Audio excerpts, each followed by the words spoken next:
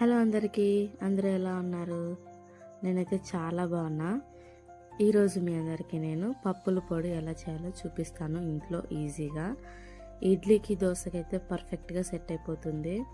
First అయితే ప్యాన్లో ఉద్దిపప్పు తీసుకొని డ్రై రోస్ట్ చేసుకోవాలన్నమాట.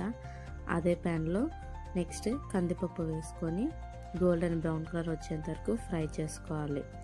సిమ్లో పెట్టి పప్పులన్నీ ఫ్రై చేసుకోవాలి. హైలో పెట్టామంటే అన్ని పప్పులు కొంచెం మాడిపోతాయి. సో సిమ్లో పెట్టుకొని ఫ్రై చేసుకోవాలి.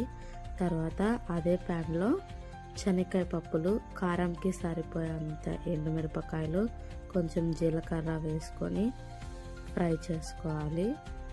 అన్నీ ఒక ప్లేట్లోకి తీసుకొని చల్లార్చుకోవాలి.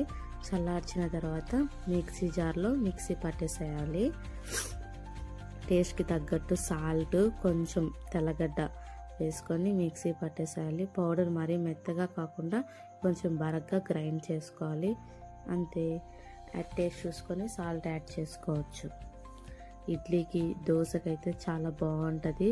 కొంచెం నెయ్యి వేసుకొని కలుపుకొని తింటే పప్పుల పొడి సూపర్ టేస్టీ అండ్ ఎమ్మీ. మీరు కూడా ఇది ఒకసారి ట్రై చేయండి. అండ్ ఇంకొకటి ఏంటంటే, మనం శనక్కాయ పప్పులు యాడ్ చేసుకున్నాం కదా, దాని బదులు తినే శనగలు ఉంటాయి కదా, అవి యాడ్ చేసుకుంటే అది ఇంకొక రకం పప్పుల పొడి అవుతుంది. అది కూడా టేస్ట్ బాగుంటుంది.